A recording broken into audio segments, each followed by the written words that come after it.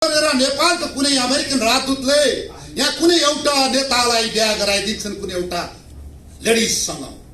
त्यतिखेर बिन लादेनको जन्म भयो नेपालमा। त्यो बिन लादेन अहिले नेपालको प्रधानमन्त्री छ। त्यो बिन लादेन हो नेपालको। यसलाई नेपालको माया छैन। बिन लादेनका मन्त्रीहरू यहाँ चाहिँ लेख्छन्, यहाँ चाहिँ एमसीसी सबै दूधले धोएको छ। हामी मेचीदेखि महाकालीसम्म हात जोडाएर हात उठाइदिएपछि एमसीसी भाग्छ। यस्ता व्यक्तिहरूलाई पर्छ भने सार्वजनिक ठाउँमा झुन्ड्याउनु पर्छ। म मरेर केही हुन्न, मेरो देश बाँच्नु पर्छ। म पनि गणतन्त्रवादी विचारधाराको मान्छे, संहितावादी विचारधाराको मान्छे, तर राष्ट्रभन्दा संहिता ठुलो छैन, राष्ट्रभन्दा गणतन्त्र ठुलो छैन।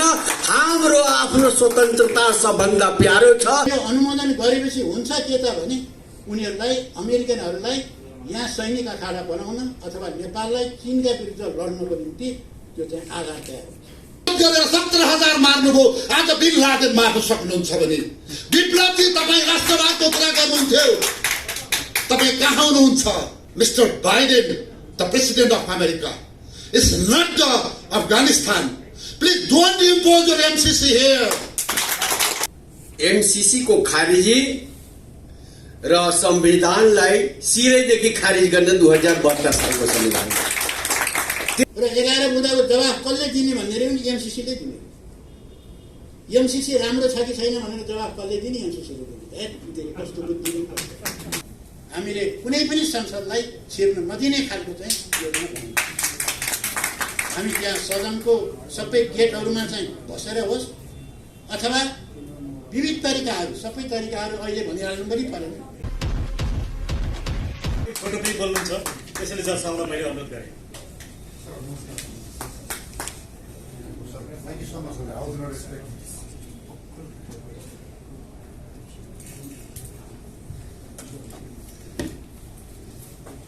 नमस्कार। जोजोलोपा फाफुला जोरले आसिदले यो डबलीमा असीम श्रद्धेय नेताजीहरू र मेरो अगाडि हुनुहुने सबै दाजुभाइ दिदीबहिनीहरू मेरो नमस्कार छ, सलाम छ। र यो जुन कार्यक्रममा जसले आयोजना गर्नुभयो, जुन एउटा प्रतिबद्धता जाहेर गर्नुभयो, यो असाध्यै सराहनीय छ। उहाँहरूको एउटा उमेर हुन त म पनि नजिकै पुगिसकेँ, जुन उहाँले एउटा रगत तताउनु भएको छ। यो देशका युवाहरू, यो देशका पूर्व सैनिकहरू, प्रहरीहरू, लाउरेहरू, दिदी बहिनी आमाहरू, यो एमसीसी देशको लागि घातक छ। म यहाँहरूलाई के निवेदन गर्न चाहन्छु भने अफगानिस्तानको समस्या जतिखेर रुसलाई लखण्डको लागि एउटा बिन लादेन जन्मायो अमेरिकाले। बिन लादेनको कारणले अफगानिस्तान नष्ट भयो। त्यसै गरेर नेपालको कुनै अमेरिकन राजदूतले यहाँ कुनै एउटा नेतालाई बिहा गराइदिन्छन् कुनै एउटा लेडिजसँग। त्यतिखेर बिन लादेनको जन्म भयो नेपालमा। त्यो बिन लादेन अहिले नेपालको प्रधानमन्त्री छ। त्यो बिन लादेन हो नेपालको। यसलाई नेपालको माया छैन। बिन लादेनका मन्त्रीहरू यहाँ चाहिँ लेख्छन्, यहाँ चाहिँ एमसीसी सबै दूधले धोएको छ। यी राष्ट्रघाती हुन्, राष्ट्रघाती हुन् मित्रहरू। यो नेपाली बिन लादेन हो, शेरबहादुर देउबा। यिनलाई कारवाही गर्नुपर्छ, मानवाधिकार लगाएर। जसले प्रधानमन्त्री हुँदाखेरि म सिपाही थिएँ। प्रचण्डको टाउको मोल 50 लाख, बादलको टाउको मोल 35 लाख लगायतका लाख तोक्ने र हामीलाई ठोकेर ल्याए भन्ने यही व्यक्ति हो। यसैले हो प्रधानमन्त्री भएर निर्णय गर्ने। आज यिनलाई किन कारवाही नगर्ने? यदि यो देशको नेपालको बिन लादेन हुन्छ भने यही हो नेपाली भएर आज यो देशलाई एमसीसी भन्ने मारो लगाएर मेरो देशलाई, तपाईँको देशलाई अहिले चाहिँ तपाईँको रुवावासी गराउने यस्ता व्यक्तिहरूलाई पर्छ भने सार्वजनिक ठाउँमा झुन्ड्याउनु पर्छ। म मरेर केही हुन्न, मेरो देश बाँच्नु पर्छ। तपाईँ मरेर केही हुन्न, मेरो देश बाँच्नु पर्छ। यी बिन लादेनहरू, अमेरिकन पपेटहरू, रामशरण महतोको पपेट, जसले तपाईँको लुम्ब ध्वजलाई फसाएर अर्बौं खाएको छ यो देशमा, जसले यो देशमा तपाईँको चाहिँ हाम्रो राजाले स्थापना गरेको कल कारखाना कहाँ गए? यो विशेष गरेर नेपाली कांग्रेसका म नाम लिएर बोल्छु। डाक्टर रामशरण महत, डाक्टर नारायण खड्का, डाक्टर के वाग्ले, डाक्टर के गोविन्द, यी सबै एमसीसीका पुत्रहरू, यिनीहरूले यो एमसीसीलाई जुन गरिरहेका छन्, यो याकाने टिमलाई त एमसीए कार्यालयले खारेज गर्नुपर्छ, त्यो विश्वबन्दीको गाडी समातेर भैमा पछार्नुपर्छ। मेरो देशमा अब अरू बिन लादेन जन्माउने जरुरी छैन। प्रचण्डजी, तपाईका चाहिँ कहाँ गए? तपाईका साम्राज्यवादी हतियार भारतलाई विरोध गरेर 17,000 मार्नुभयो। आज बिन लादेन मार्न सक्नुहुन्छ भने विप्लवजी, तपाईँ राष्ट्रवादको कुरा गर्नुहुन्थ्यो, तपाईँ कहाँ हुनुहुन्छ? तपाईँ कमरेडहरू, अघि भने के अरे कम्युनिस्टहरू, म भन्छु देशलाई परेको छ, सबै कुरा बिर्स्यौं। यसलाई हामीले फर्काउनु पर्छ। I would like to say American embassy, Mr. Biden, the President of America, is not the Afghanistan. Please don't impose your MCC here. You have cultivated the Sherbar Geuba and your Bin Laden in Nepal. We will not get it. We are ready to face it against this Bin Laden, Sherbar Geuba. We want free Nepal, free Nepal. हाम्रो नेपाल र तपाईको हाम्रो एउटा दुई ढुङ्गा बीचको तरुल हो। We are ready to do and die for the sake of Nepal. म सबैलाई नमस्कार गर्छु, धन्यवाद।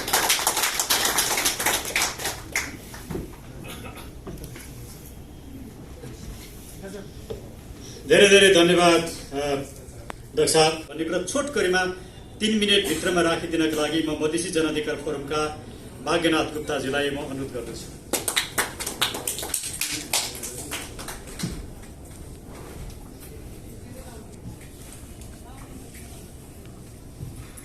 धन्यवाद।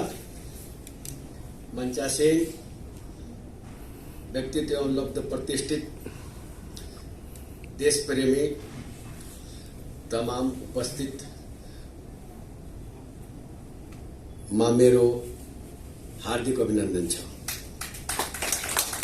वहाँ उद्घोषक महोदयजीले 3 मिनटको समय दिनुभयो। सम्भवतः म 2-2.5 मिनटमा नै सकेर जान्छु। आउनुपर्ने कुरा धेरै हामीले सुनिसक्यौं।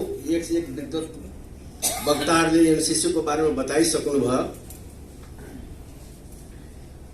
म मधेसबाट दुईटा मुद्दा लिएर काठमाडौँ प्रवेश गरेको मधेस घुम्दै एमसीसी को खारिजी र संविधानलाई सिरैदेखि खारिज गर्ने 2072 सालको संविधान, त्यस मुद्दामा अगाडि बढ्दै मुलुक चहार्दै मधेस घुम्दै राजधानीमा आउँदाखेरि बडो गौरवको कुरा छ। यहाँ सारा नेपाल देखा परिरहेको छ, मधेसदेखि हिमालसम्म। मधेसी, पहाडी, हिमाली भनेपछि हो नेपाली। र मेरो एउटै सवाल, स्वतन्त्र नेपाल, सम्प्रभु नेपाल। यहाँ वामपन्थीको शक्तिको पनि कुरा आयो र देशमा मैले हेरे रायमाझीजीको समयदेखि लिएर अहिले प्रचण्डजीको समयसम्म उहाँ हाम्रो श्रद्धेय पितातुल्य हुनुहुन्छ मञ्चमा। वामपन्थी देखिएन, दामपन्थी देखियो। मतदातालाई दोष लगाउने, मांस मदिरा मुद्रा लिएर भोट दिन्छन् र कम्युनिस्ट भनाउँदा साथीहरू तथाकथित जनताले, मतदाताले दोष लगाउने, आफै सूर्य छापमा भोट लिएर 63 सीट पाएकोलाई लगेर पुँजीवादीलाई बेच्ने काम जुन गर्नु भएको छ, त्यसकारण मैले दामपन्थी भन्या हो। यहाँहरूले अन्यथा नहोस्। र एमसीसी दुनियाँलाई थाहा छ, सबैलाई थाहा छ, यहाँहरूलाई थाहा भइसकेको कुरा हो। यो विध्वंसात्मक संस्था हो, आर्थिक विकास र समुन्नति गर्ने संस्था होइन। र एमसीसी को जो क्षेप्यास्त्र आइरहेछ नेपालमा, उसलाई थाहा छैन पाशुपत अस्त्र अगाडि तेरो क्षेप्यास्त्र काम लाग्दैन। पशुपतिको क्षेत्र र पशुपति अस्त्र भन्दा समृद्ध अस्त्र र प्रचण्ड अस्त्र दुनियाँमा हामीले पढ्या छैन, देखा छैन। र आज हतियार उठाउनु पनि कुरा आइरहेछ। हामी मेचीदेखि महाकालीसम्म हात जोडाएर हात उठाइदिएपछि एमसीसी भाग्छ। मधेस पहाड हिमालको मान्छेले एकचोटि हात उठाइदिएपछि भाग्छ। लामखुट्टेलाई थप्पड हानेर मर्छ भने बन्दुक चलाउनु पर्ने आवश्यकता छैन। अफगानिस्तानमा उसले आफ्नो ट्याङ्कर हतियार सबै छोडेर भागेको छ अमेरिका। 20 वर्षसम्म उसले ट्रेनिङ दियो अफगानीलाई, यो गर्छु त्यो गर्छु। 20 वर्षमा त्यसको सबै मिनरल लिएर भाग्यो र मुसलमानहरूले भन्यो अब तिमीहरू लडिराख आपसमा। लडाई हतियार छोडेर गयो र त्यस कारणले म धेरै कुरा भन्दिनँ। र जुन मैले सन्देश लिएर आएको थिएँ 2072 सालको पैशाचिक दस्तावेज संविधानलाई खारिज गर्ने 72 सालको र एमसीसीलाई आइटेनी कोर्ट यहाँबाट विदा गर्नुपर्छ। हामी युएसए ल्याएर जति पनि देऊ लिन तयार छौँ मेरो धारणा, तर एमसीसी को थ्रु आउने कुनै पनि रकम लिन हामी तयार छैन।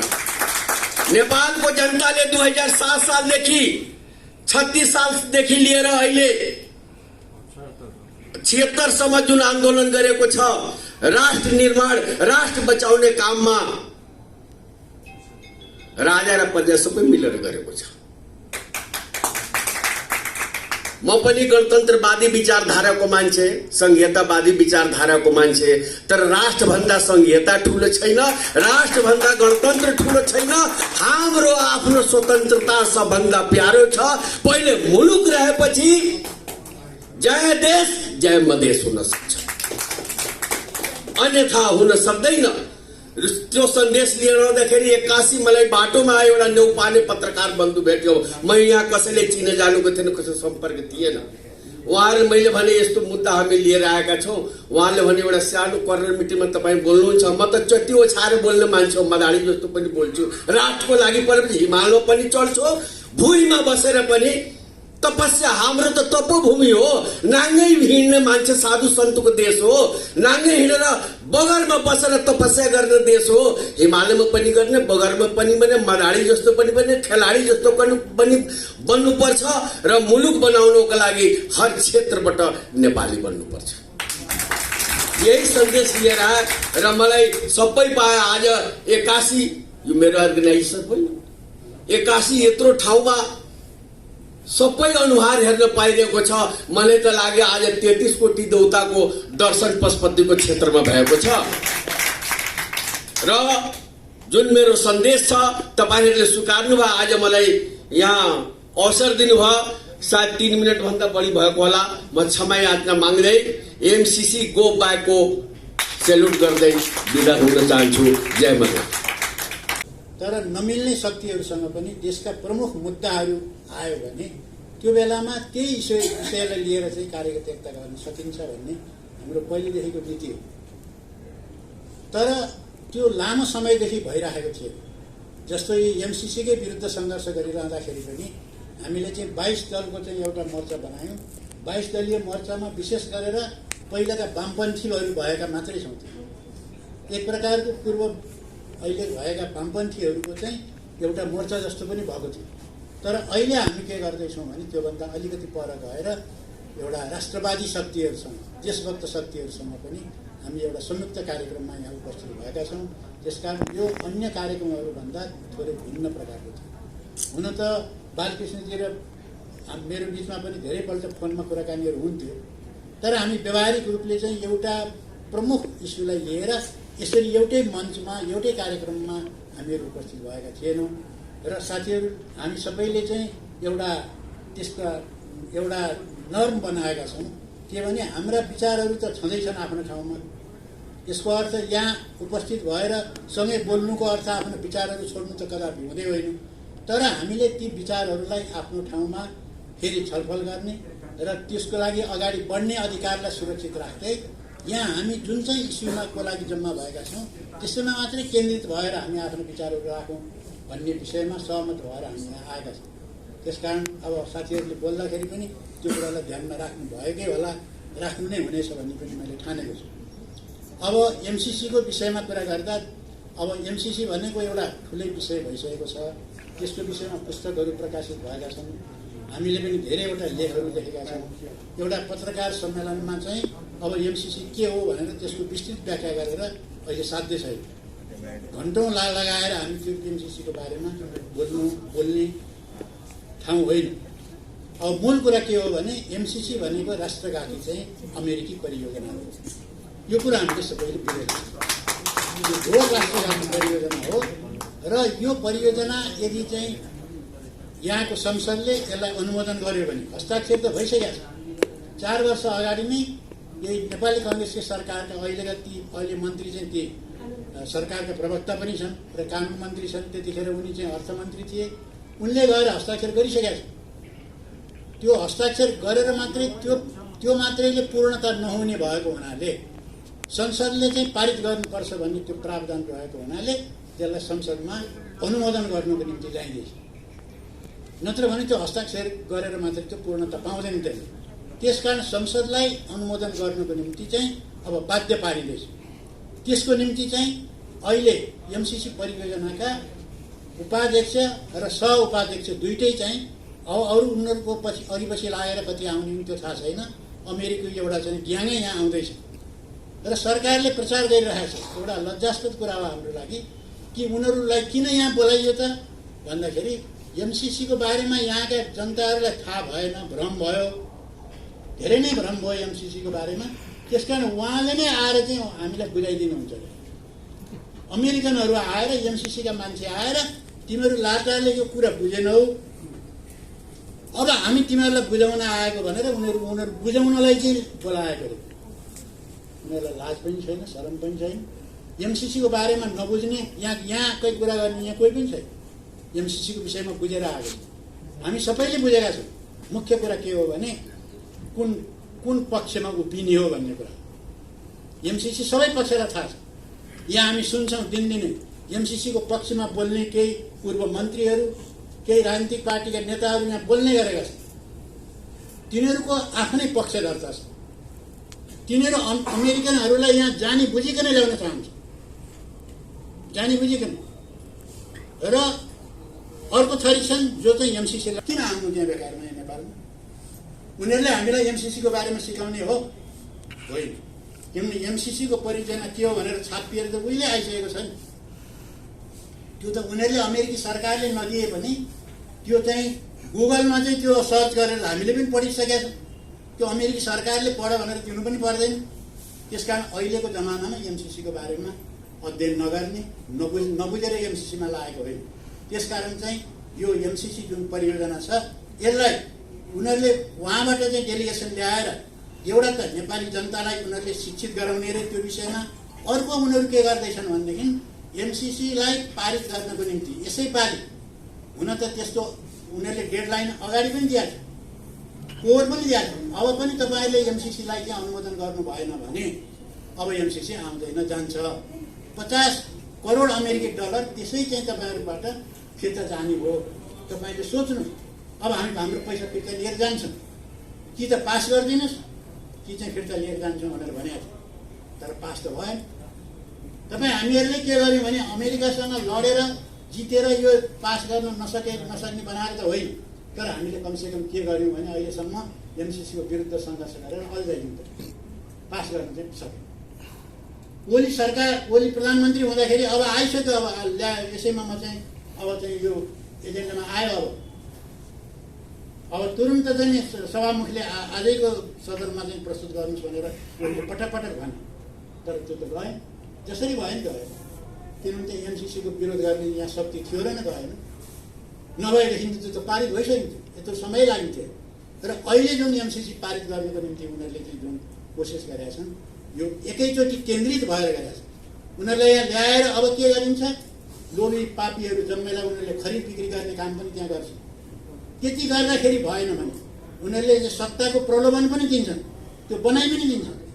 त्यति गर्दा नि भएन भने अब यहाँका जुन चाहिँ ढुलमुले अथवा चाहिँ एमसिसी पारित गरौँ कि नगरौँ भनेर ढुलमुल गर्नेहरूलाई धम्क्याउन पनि आएको छ। सामदाम दण्डभेद सबै प्रयोग गरेर यसपालि चाहिँ एमसिसी जसरी पनि अनुमोदन गर्ने भनेर आएको छ। अब यो अनुमोदन गरेपछि हुन्छ के त भने उनीहरूलाई अमेरिकनहरूलाई यहाँ सैनिक अखाडा बनाउन अथवा नेपाललाई चीनका विरुद्ध लड्नको निम्ति त्यो चाहिँ आधार तयार हुन्छ। हुन त अमेरिकनलाई यस्तो चाहिँ एमसिसी जस्तो चाहिँ परियोजना सम्झौता नभए पनि अमेरिका जाने गरेको छ। इराकमा त के कुन एमसिसीबाट गएको थियो? इराकमा जाँदाखेरि त केही पनि थिएन। उसले इराकमा लाई ध्वस्त पार्नको निम्ति, इराकलाई कब्जा गर्नको निम्ति उसले के बहाना बनायो भने सद्दाम हुसेनसँग वेपन्स अफ मास डिस्ट्रक्सन छ, परमाणु हतियार छ, नरसंहार गर्न सक्छ यसले, त्यसकारण चाहिँ त्यो हतियार कब्जा गर्नको निम्ति जाने भनेर गएको होइन। सद्दाम हुसेनको हत्या गर्यो, उसलाई फाँसी दियो, लाखौँ मान्छेको हत्या गर्यो, तहस नहस बनाएर खरानी बनाइदियो इराकमा, अनि हतियार त केही पनि भेटिएन। अनि अन्तिममा चाहिँ जर्ज बुसले के भन्यो भने सरी भन्दैछ, त्यही गर्न आउँदैछ त्यो। तर उसलाई सजिलो माध्यम हुन्छ, एमसिसी भयो भने सहज माध्यमबाट अब त्यो नेपाललाई त्यो बनाउन सक्छ। त्यसकारण चाहिँ हामीले कुनै पनि हालतमा अनुमोदन गर्न हुँदैन। अब एमसिसीकै बारेमा चाहिँ 3टा विचारहरू यहाँ देखिन्छन्। एउटा विचार के छ भने अमेरिकन भोइसमा बोल्छन् उनीहरू, यसलाई कुनै संशोधन गर्नुपर्ने जरुरत पनि छैन, केही पनि जरुरत छैन, जस्ताको तस्तै पास गरिदिनुपर्छ। शेरबहादुर एन्ड कम्पनीहरूको भनाइ त्यही छ, यसलाई कुनै पनि संशोधन पनि चाहिँदैन, केही पनि चाहिँदैन, जस्ताको तस्तै पास गर्नुपर्छ भनेर। अरू हामीहरू भन्छौँ यसलाई कुनै पनि हालतमा अनुमोदन गर्नु हुँदैन, कुनै पनि हालतमा, हामी त्यो भन्छौँ। अर्को बिचको एउटा पनि भनाइ के छ भने पासै गर्नु हुँदैन, अनुमोदनै गर्नु हुँदैन भन्न त अलि मिलिहाल्दैन। त्यसकारण के गर्नुपर्छ भने सच्याउनुपर्छ त्यसलाई। कतिपय राष्ट्रघाती छन् भने त्यसलाई संशोधन गर्नुपर्छ, अलि मिलाएर पास गर्नुपर्छ, त्यो भाषा मिलाउनुपर्छ र पास गर्नुपर्छ भन्ने पनि तीन थरी विचारहरू आएको छ। अब हामीले गर्नुपर्ने चाहिँ कुरा के हो त भने यो एमसिसीको विरुद्धमा भएको जनमतलाई अब हामीले केन्द्रित गर्नुपर्छ। हामीले यो कार्यक्रमहरू बेग्ला बेग्लै त यो शक्तिहरूले गर्दै आएका हौँ, तर हामी अलिकति केन्द्रित हुन सक्यौँ। अब हामीले केन्द्रित कार्यक्रमहरू गर्नुपर्छ र यो एमसिसीमा संशोधन गर्ने ठाउँ छैन, किनभने उद्देश्य मिल्दैन नि। उसले चाहिँ साँच्चै नै नेपालको जलस्रोतको विकास गर्न, बिजुली जहाँ नेपाली जनताले पाएनन्, यहाँ ऊर्जा शक्तिलाई प्रयोग गर्न पाएनन् नेपालहरूले, यहाँ रोडको सुविधा भएन भनेर आउन आँटेको र हो, त्यो बहानामा ऊ पस्न खोजेको हो। त्यसकारण उसलाई एमसिसी चाहिँ संशोधन गरेर गर्नु के छ र उसले त्यहाँ पस्न पाएन भने एमसिसी ल्याएको उसलाई अर्थ भएन। हाम्रो लागि के छ त भने उसले यो गर्नेवाला पनि छैन, त्यसकारण एमसिसीलाई बाई गरिदिनुपर्छ। आउँदैन, अहिले आउन आवश्यक छैन। अब निर्णायक शक्ति अब तपाईँ हामीहरू हौँ। अब यो दुईटाको बिचको मुख्य लडाइँ अब दुईटाको बिचको हुन्छ। जस्ताको तस्तै पारित गर्ने भन्ने अमेरिका। हुन त यो सन्देश चाहिँ अमेरिकाले बारम्बार पठायो, अहिले पनि 11 बुँदा लेखेर पठाएको छ त्यसलाई। र 11 बुँदाको जवाफ कसले दिने भन्ने पनि एमसिसीले दिने। एमसिसी राम्रो छ कि छैन भनेर जवाफ कसले दिने? एमसिसीले दिने। कस्तो बुद्धि, एमसिसी ठिक छ कि छैन भनेर त्यसको जवाफ कसले दिने भने एमसिसीले देओस् भनेर यहाँको सरकारले बुद्धि बिग्रिएपछि चाहिँ मान्छे कहाँसम्म तल झर्न सक्दैन। त्यसकारण चाहिँ उनीहरूले त्यो गरिरहेको छ। र उसले चाहिँ अमेरिकाले के भनिरहेको छ भने हामी चाहिँ तिमीहरू पास गर्छौ, अनुमोदन गर्छौ भने जस्ताको तस्तै गर, त्यहाँ फुल स्टप र कमा पनि चेन्ज हुँदैन, जस्ताको तस्तै गर। हामी चाहिँ अन्यथा संशोधन गरेर हामी त्यसलाई मान्दैन। अहिलेसम्म त्यही भनेर धम्काइरहेका छन्। पहिलो प्रयास उनीहरूले के गर्छन् भने त्यो भाषाहरू फुल स्टप कमा त्यही नै रहनेछ, उनीहरूले यदि सम्भव भयो भने त्यही नै गर्नेछ। हामी के गर्नेछौँ भने त्यसलाई पुरै नै खारिज गर्नेछौँ। अब यो बिचमा भएका चाहिँ जुन शक्तिहरू छन्, विशेष गरेर अहिले सरकारमा भएको पार्टीभित्र पनि त्यस्ता साथीहरू छन्। पहिला एमसिसीका विरुद्ध सङ्घर्ष गर्दाखेरि पनि हामीले उहाँहरूसँग एउटा समझदारी बनाएकै थियौँ। तपाईँले त्यो पार्टीभित्र आवाज उठाउनुहोस्, हामी सडकमा आवाज उठाउँछौँ। किन हामी त संसदमा त छैन, संसदमा तपाईँहरू हुनुहुन्छ, त्यहाँको सङ्घर्षको चाहिँ तालमेल तपाईँहरू मिलाउनुहोस्, सडक सङ्घर्ष त हामी गर्छौँ। किनभने यो चाहिँ सार्वभौम हो, जनताको अधिकार भएको संस्था हो। यो सडक भनेको त्यो हामीसँग छ, त्यहाँ सडक आन्दोलन गर्छौँ भनेर हामीले गर्दैन नभन्दै त्यो कुरो भयो पनि। किनभने त्यतिखेर जुन डबल नेकपाभित्र चाहिँ त्यो सङ्घर्ष चल्यो। यति ठुलो राष्ट्रघात चाहिँ नगर्नु, त्यो कलङ्क सधैँभरिको लागि, पुस्तौँ पुस्ताको लागि त्यो कलङ्क नराख्नु होला भनेर हामीले भनेको थियौँ। विविध कारणले गर्दाखेरि त्यो रोकियो, सदनमा जान सक्यो। अहिले पनि हामी प्रयास गर्छौँ त्यो सदनमा यो प्रस्ताव नपुगोस् भनेर चाहिँ त्यो हामी प्रयास गर्छौँ। यो यतिखेरै जो सदनमा यो बहसको लागि यो विषय एजेन्डामा नचढोस् हामीले त्यो प्रयास गर्छौँ। यदि जबरजस्ती त्यो भइहालेछ अरे भने पनि त्यसको लागि पनि हामी तयार गर्नुपर्छ। आखिरमा गएर सदनमा बहस हुन्छ र त्यहाँबाट भोटिङ गर्ने मान्छे त त्यहाँ भोट हाल्ने मान्छे त सांसदहरू हुन्। हामीले कुनै पनि संसदलाई छिर्न नदिने खालको चाहिँ योजना बनाउँछौँ। हामी त्यहाँ सदनको सबै गेटहरूमा चाहिँ बसेर होस् अथवा विविध तरिकाहरू, सबै तरिकाहरू अहिले भनिहाल्नु पनि परेन। जुन तरिकाले भए पनि संसदहरूलाई यदि त्यहाँ दर्ता भयो भने, यदि एजेन्डामा चढ्यो भने सांसदहरूलाई हामीले कुनै पनि हालतमा त्यहाँ सदनमा जान दिनु हुँदैन। हामीलाई समर्थन गर्ने संसदहरू त छँदैछन् होइन, तिनीहरूलाई कतै पनि गएर लुक भन्ने भइहाल्यो। उनले आफ्नो व्यवस्था आफैले गर्छन्। अरू नमानेर जानेहरू छन्, तिनको व्यवस्था चाहिँ हामीले गर्नुपर्छ। त्यस कारण चाहिँ अब हामीले चाहिँ त्यो सङ्घर्षको कार्यक्रम र योजना बनाऊँ भन्ने हाम्रो एउटा प्रस्ताव छ। यो प्रस्तावलाई अनुमोदन गरेपछि हामी त्यही अनुसारको योजना लिएर हामीहरू जाउँ र हामी सबैले कबुल गरौँ। हामीले कुनै पनि हालतमा यो एमसिसी परियोजनालाई हामी पारित हुन या अनुमोदन हुन दिँदैनौँ। 1 दिँदैनौँ, 2 दिँदैनौँ, 3 दिँदैनौँ। तयार गरौँ, हामी यो काम गर्न सफल हुनेछौँ। म यति कुराहरू राख्दै म बिदा हुन्छु। म केही साथीहरूलाई मैले बोल्नको लागि बोलाउन नसक्ने अवस्था छ। समय पनि धेरै भइसकेको छ। अर्को कार्यक्रममा म राख्छु। विश्व हिन्दू महासङ्गठनबाट दीपक गुरुङ पनि हुनुहुन्छ। विश्व हिन्दू महासङ्गठनको पनि प्रतिनिधित्व भएको कुरा म जाहेर गर्न चाहन्छु। विभिन्न पार्टीका अध्यक्षज्यूहरू हुनुहुन्छ। मैले यसपल्ट मैले अपोलोजी मागेँ।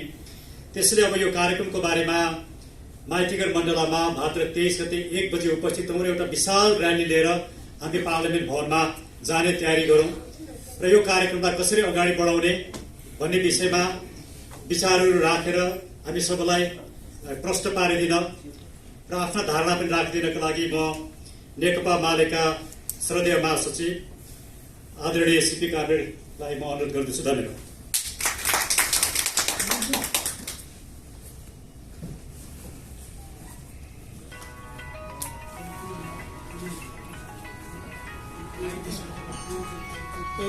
धन्यवाद सुरेन्द्र भण्डारीज्यू। उहाँ नेपालको लागि नेपाली पार्टीका वरिष्ठ अध्यक्ष पनि हुनुहुन्छ।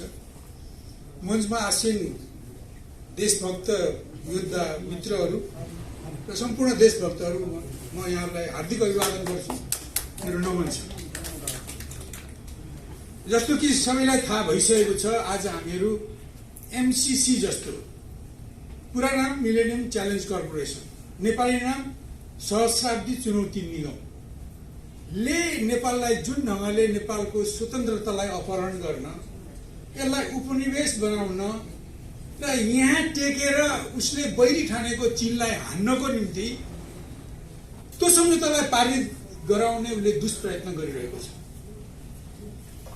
जस्तो कि अघि सहयोद्धा सीपी गजबुरेल कामरेडले भन्नुभयो, हामीले जब यो एमसिसी को चरित्र उद्घाटित भएर नेपालीहरूले यसलाई विरोध गर्न सुरु गर्यौं, हामी विभिन्न साना ठुला दलमा सम्मिलितहरूले यसको विरोध गर्यौं र त्यसलाई अल्झाइरह्यौं र अहिले आएर उनीहरू यसलाई पूरा फैसला गर्ने, यसलाई संसदबाट अनुमोदन गराउने ठाउँमा उनीहरू पनि कम्मर कसेर लागेका छन्। कमर कसेर भन्नुभन्दा उनीहरू दमनात्मक भएर लागेका छन्। अस्ति शुक्रबार मात्रै गृह मन्त्रालयले एउटा परिपत्र जारी गर्यो। एमसिसी को नाम त लेखेको छैन, तर विदेशी राष्ट्रले दिएका विकास कार्यक्रमहरूको अनर्गल अनुचित विरोध गर्नु राम्रो होइन। यसले विकासलाई रोक्छ र मित्र राष्ट्रसँगको सम्बन्ध बिगार्छ। त्यसो गर्ने प्रति सरकार चनाखो छ। आवश्यक परे कारवाही पनि गरिन्छ भनेर शुक्रबार उनले भन्यो। वास्तवमा यो लोकतन्त्रको कुरा गर्दै आएर अहिले उसको तानाशाही तन्त्र अस्ति शुक्रबार उद्घाटित भयो। उनीहरू तानाशाही लाले अरूको मुख मा पट्टी बाँधेर हातखुट्टा बाँधेर उनीहरू राष्ट्रलाई बन्धक बनाउने यो सम्झौतालाई पारित गर्न खोजिरहेका छन् र त्यसको विरुद्धमा देशभक्तहरू कम्मर कसेर उत्रिरहेका छन् र त्यसको हाम्रो एउटा सानो अभिव्यक्ति हो। आज हामी पत्रकार साथीहरूको माझ हाम्रो संकल्प राख्नु र आगामी योजना सङ्घर्षका योजना पस्कन हामी लागेका छौँ। आदरणीय मित्रहरू, मैले धेरै लामो भन्नु छैन, यसको विषयमा हामी धेरै जानकार भइसकेका छौँ, तर मैले एक दुईवटा कुरा मैले भन्न जरुरी छ। म त्यो उल्लेख मात्रै गर्छु कि यो संयुक्त राज्य अमेरिकाले यो 2004 सालमा यो कम्पनी खडा गरेको, जब संयुक्त राज्य अमेरिकाले कोरियामा 1953 मा हारेदेखि 1975 मा हिन्दोचीनमा, भियतनाम, लाओस, कम्बोडियामा हारेपछि, अरब कन्ट्रीहरूमा हार्दै गएपछि उसले आफ्नो प्रभाव र प्रभुत्व कसरी जोगाउने भनेर ऊ आलस तालस भएर उसले आफ्ना विशेषज्ञहरूको एउटा कमिटी बनाएर राय माग्यो र उनीहरूले के भन्यो भने अमेरिकाले अब यी विकासशील मुलुकहरूमा पूर्वाधार निर्माण गर्ने कार्यक्रम चलाउनु पर्छ र पूर्वाधार भनेको बाटो घाटो, पुल पुलेसा, भवन आदि इत्यादिहरू। अमेरिकाले धेरै जस्तो अरू जस्तो शिक्षा, स्वास्थ्य, मलेरिया उन्मूलन, परिवार नियोजन जस्ता सफ्टवेयरहरूमा उसले लगानी गर्दै थियो। यो बढी यसले प्रभाव पारेन। जबसम्म यो पूर्वाधार निर्माण अघि मैले भनिसकेँ त्यो गरिन्न तबसम्म यी विकासशील मुलुकहरूमा आफ्नो प्रभाव र प्रभुत्व जम्दैन भन्ने उसले सुझाव दिएपछि 2004 सनमा यसको स्थापना भयो। यसको नाम राखियो मिलेनियम च्यालेन्ज कर्पोरेसन। म तपाईँलाई भन्छु यो सहस्राब्दी चुनौती निगम भनौँ, यो बुझ्न जरुरी के छ? चुनौती कसको चुनौती? के विश्वभरिका मुलुकका जनताको चुनौतीलाई हल गर्न आएको होइन। संयुक्त राज्य अमेरिकाको प्रभाव र प्रभुत्व घट्दै गएकोले त्यो प्रभाव र प्रभुत्व, अमेरिकाको प्रभाव र प्रभुत्वको अगाडि चुनौती खडा भयो र त्यो चुनौतीलाई सम्बोधन गर्नको निम्ति यो निगम खडा भयो, यो कर्पोरेसन खडा भयो। जसरी 1718औं शताब्दीमा बेलायतमा त्यहाँका व्यापारीहरूले इस्ट इन्डिया कम्पनी खडा गरे र बेलायती सरकारको अधिकार लिएर भारतमा व्यापार गर्न आए, शासन चलाउन आए, सेना चलाउन आए, सैनिक अभियान गरे। त्यसको शिकार नेपाल पनि भयो, हामी पनि भयो। 1767 मा सिन्धुलीगढीमा लड्यौं, एउटा कीर्तिमान काम गरियो।